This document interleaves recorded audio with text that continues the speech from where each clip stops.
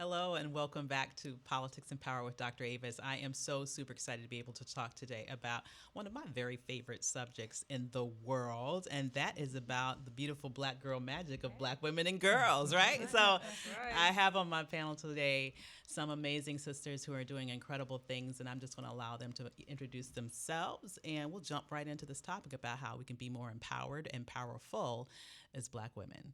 So first, we're going to get started with you, Dr. To Be, Dr. Mimi. That's right. My name is Miriam Rayleigh, and I am a doctoral candidate studying leadership and organizational management.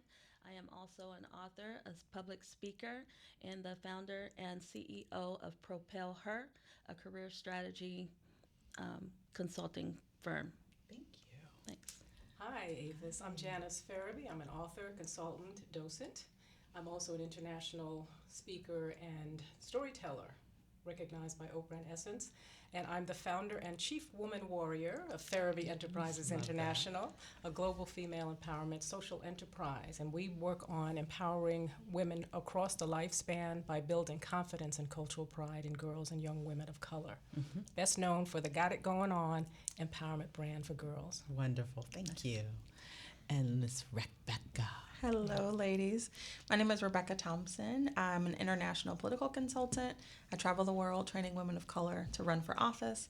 But I'm also a clarity coach for high achieving black women. And I am just really on a mission to help more black women transform their lives from the inside out. So I'm excited to be here. Wonderful. I think that's a great place to start, transforming lives from the inside out. You know, in my mind, black women, we kind of have this broad stereotype that we're strong, that we're unflappable, we're unshakable, and we're dealing with a lot of stuff, and we're dealing with it in silence. I mean, what do you think that black women can do to be able to survive all the challenges that we face in this society without having to live up to this faux sort of expectation of being that stereotypical strong black woman? Yeah.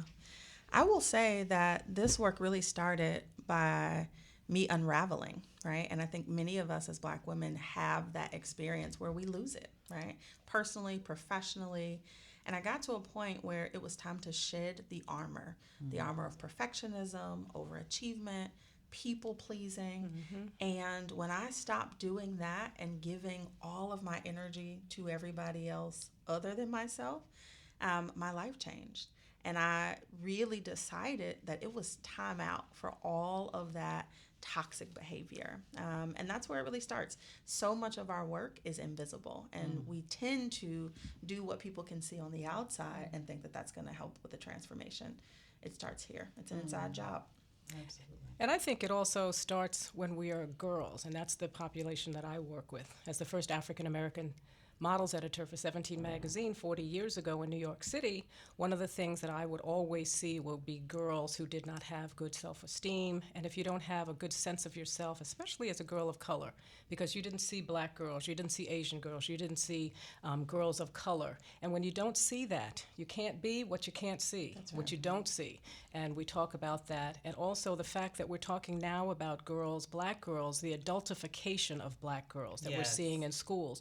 So if it starts young, we have to get there when the young people are starting to develop themselves, and that's where I work with them at that intersection of puberty growing into adulthood. Absolutely. And even black women in the workplace. I mean, we face special stressors in leadership positions, and where you really have this responsibility of being the team lead, but you might be held to different standards, quite honestly, as a black woman in that leadership role. How do we deal with that type of situation?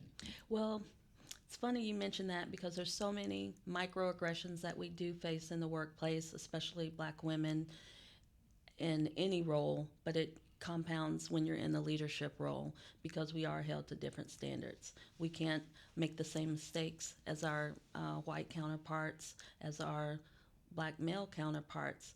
We are thought to only get our positions because of affirmative action. So it's expected for us to fail in advance. So it's really hard for us to cope with those things. But there's several strategies that black women use. Of course, we have our sister circles, such as what we're having now, which empowers us. Some people deal with those microaggressions through physical activities. Some have religious organizations that they focus on. But some of us who don't handle it as well, we may have to do what's called switching, like we turn our black girl off while we're at work, and we live up to that work persona, which can be a challenge and a stressor in and of itself. So when you don't get to be yourself all day, how can you be your best self? And it causes a lot of problems. Now, I'm so glad that this panel is together today, because the work that both of these ladies do, I kind of fall in the middle of that. I've studied the women that have excelled to the top of their careers because they've made that transformation. But I've learned the strategies that they use, and I teach them on a more grassroots level to younger people, so we can learn as Black women as a whole to be more proactive instead of reactive. So if we learn a lot of those techniques and strategies as we're growing up, we can avoid a lot of bombshells along the way. Absolutely. Now, you said something that really got my attention about this wearing the mask. That's what I call it. Rebecca, do you work with a lot of women who struggle with that? And how do you get them to not feel like they're two faces of Eve having to wear that mask when they're at work? Let me tell you something. This is what is killing us. We are compartmentalizing ourselves and our lives. There is a work version of us. There is a version that we show our friends and our family and our partners. And many of them don't see the same versions of us. And the work that I challenge my clients to do is, what if you could show up in your life as the most authentic version of yourself everywhere you went, and be perfectly imperfect, and that be enough? And so I have this reminder on my wrist that says I am enough. It is my affirmation, because we are conditioned from the time we are little girls that we are not only not enough, but you fill in the blank, right? We are not smart enough, skinny enough, thin enough, tall enough, and we wear this mask that really doesn't communicate to the world what we're struggling with. And so therefore people see this strong Black woman that they don't know how to support, because we don't know what we need, right? And so it starts with taking off the armor.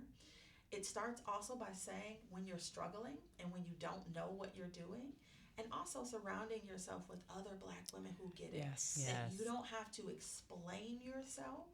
You don't have to give people your backstory or why you're showing up the way that you are, and you can just be. So not only does it start with taking off the mask, but it really starts by surrounding yourself with people who allow you to actually fully be seen. I love that. And I think that's so important because, again, the work that I do with girls, having them start with a blueprint, creating that blueprint that's going to get them through to adulthood, and counteracting the negative images, messages, and all of that, the influences we've seen in the media, individuals, and they're blasting it all over the place. We have to be the louder voices, which is why I'm so glad that I'm here today with these fabulous women, because we have to elevate those voices and we have to amplify them. You always talk about that, amplifying those voices, because if our children, and especially our girls, have nothing to counteract, then that's what they tend to go towards, and they are very influential and very vulnerable. So it's really important that we start at the adolescence, work them, and create that blueprint, but surround them with adult women